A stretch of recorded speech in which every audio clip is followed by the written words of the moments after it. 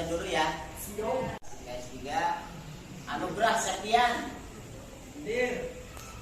Atin Supriyatin. Hadir. Aufarunimah. Hadir.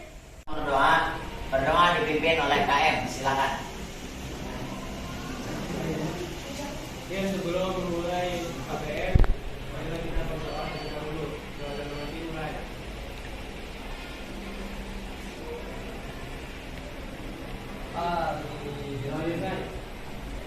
Bukan perasaan nasionalisme kita ya.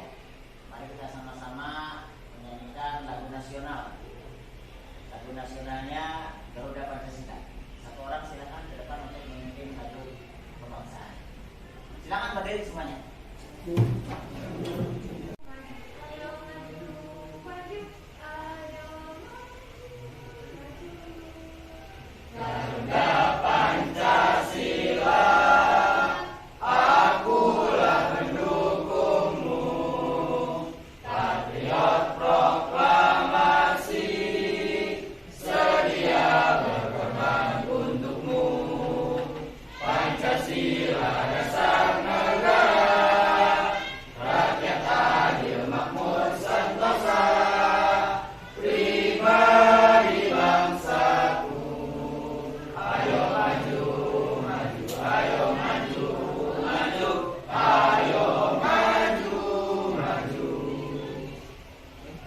Silakan duduk kembali. Kedua, kita akan membahas tentang jenazah.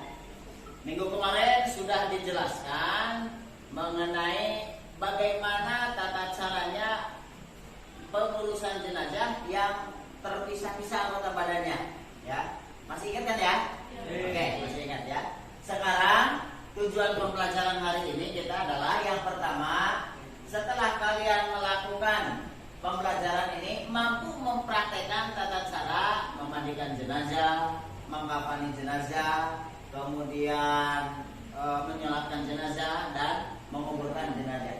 Juga dalam pembelajaran ini kalian dituntut ya, setelah pembelajaran peserta didik mampu membuat PPT ya, PowerPoint bagaimana atau PPT tentang tata cara pengurusan jenazah, memandikan bagaimana dan lain sebagainya ya. Siap ya untuk pembelajaran hari ini? Ada beberapa hal yang mesti Bapak sampaikan terkait dengan haruskah kalian mempelajari pelajaran ini ya. Minimalnya kalian punya motivasi ya untuk bisa mengurus jenazah ini. Ingat ya, bahwasanya kita hidup itu di 5 alam. Yang pertama alam ruh, ya. Yang kedua alam rahim. Yang ketiga alam dunia. Inilah alam dunia. Dan kita pasti akan mengalami alam yang keempat, yaitu alam barzakh. Ya. Dari alam dunia ke alam barzakh seseorang mengalami yang namanya kematian. Dan ini sudah pasti, ya. Akan tetapi kata Allah, kematian itu adalah hak prerogatif Gusti Allah. Semua orang makhluk tidak ada yang tahu kapan kita akan meninggal, ya. Ini hak prerogatif Gusti Allah. La yastaqbiluna sa'ata wa la yastaqdimun. Manusia itu tidak bisa ketika ajal itu sudah tiba, maka seorang manusia tidak bisa mengakhirkannya ataupun mendahulukannya. Karena ini hak daripada Gusti Allah, ya. Nah, kemudian setelah alam barzakh nanti kita akan ke alam yang selama-lamanya, yaitu alam akhirat. Ya. Ini hidup kita nanti di sana akan selamanya. Oleh karenanya, ketika di alam ruh kita belum tahu apa-apa, ya. Di alam rahim pun 9 bulan kita belum tahu apa-apa, ya. Amal perbuatan kita tidak dicatat di sana karena kita belum jadi apa-apa, ya. Baru setelah ke alam dunia dan kita sudah balik, disitulah amal perbuatan kita dicatat, ya. Yang akhirnya nanti akan menjadi bekal untuk di alam barzakh dan nanti kelak di alam akhirat, di alam yang nanti kita akan selamanya di sana. Kita akan ditentukan akhirnya seorang itu masuk surga atau masuk neraka, ya.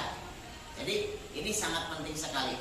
Nah, kemudian terkait dengan pembelajaran ini juga, ya, kita bisa lihatlah berapa orang orang sih di masyarakat kita itu yang bisa mengkafani jenazah, yang bisa betul-betul memandikan jenazah, yang betul-betul bisa menyolatkan jenazah. Taruhlah kalau sholat mah mungkin semuanya yang paling mudah mungkin di sholat ini, ya, karena tinggal mengikuti dan hanya menghafalkan bacaan-bacaannya. Akan tetapi mengukurkan bagaimana bikin liang lahatnya, kemudian bagaimana memasukkan jenazah ke dalam liang kuburnya, bagaimana mengkafani jenazah, potong-potong kainnya seperti apa, itu kan perlu keterampilan dan harus bisa, ya, harus bisa. Jadi barangkali di masyarakat nanti itu tidak ada yang bisa mengkafani jenazah, tidak ada yang bisa menyolatkan jenazah, maka kita sebagai muslim adalah kewajiban, ya, harus, karena fardunya fardu kifayah. Fardu kifayah itu jika sudah ada yang melaksanakan, maka kewajiban yang lain untuk melaksanakan itu sudah gugur, ya. Jadi kewajiban yang dibebankan kepada umat Islam, manakala ada yang sudah melaksanakan, maka kewajiban umat Islam yang lain itu gugur. Artinya sudah tidak ada kewajiban, ya. Paham sampai sini ya? Jadi saya mengingatkan kalian supaya nanti, ya, ketika sudah di masyarakat jangan ragu-ragu, ya. Ketika ada saudara kita meninggal, ya, maka kita ikut memandikan, ya, ikut memandikan. Caranya bagaimana dan lain sebagainya itu harus, ya.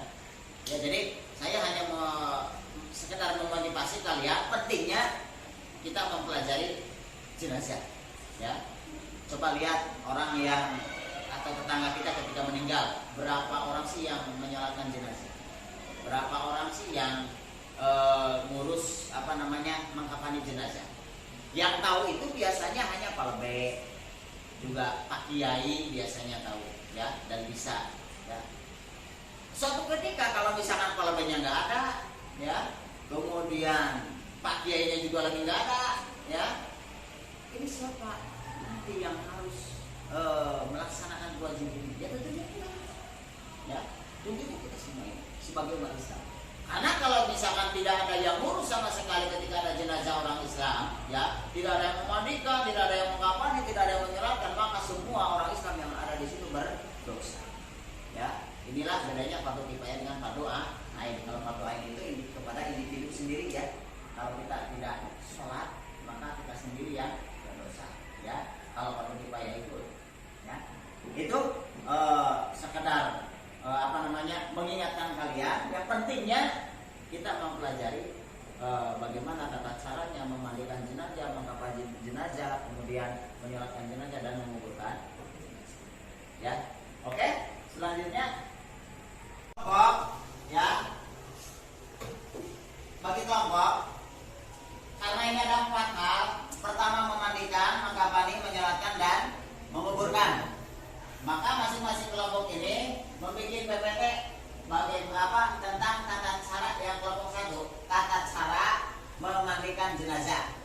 Silakan cari bahannya, ya. Pakai ini juga bisa bikin PPT pakai smartphone, ya, juga bisa lah, ada ininya, aplikasinya. Kemudian yang kedua, memandikan, ya, mengkafani, ya, mengkafani. Silakan bagaimana tata cara mengkafani jenazah, ya. Dibikin saja tata cara mengkafani jenazah. 1 apa dulu, ya, kedua apa. Nanti dari masing-masing kelompok itu setelah bikin PPT dikumpulkan dan nanti dipresentasikan. Ada yang mempresentasikannya. Jadi kalian punya produk yaitu PPT, ya. Oke? Siap? Sekarang kita bagi kelompok.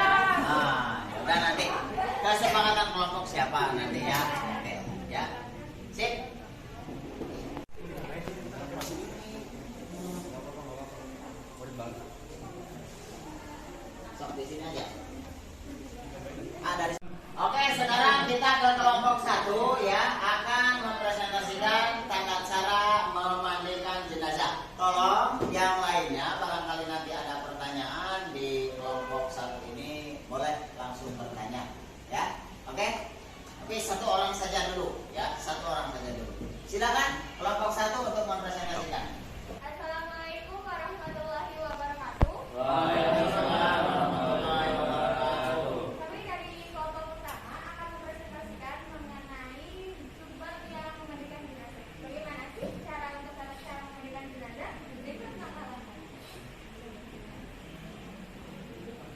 Langkah yang pertama, letakkan jenazah dengan posisi kepala dan kaki. Biasanya di bagian kepalanya diberi batalan atau yang yang kedua, ambil kain penutup Oke, bismillahirrahmanirrahim. Assalamualaikum warahmatullahi wabarakatuh. Waalaikumsalam warahmatullahi wabarakatuh.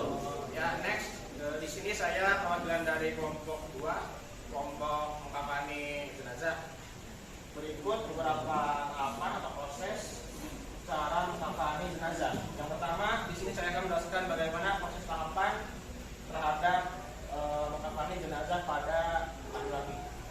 Yang pertama itu benamkan 3 lembar kain. Waalaikumsalam wabarakatuh. Ya, kami dari kelompok 3 ingin mempresentasikan cara menguburkan jenazah.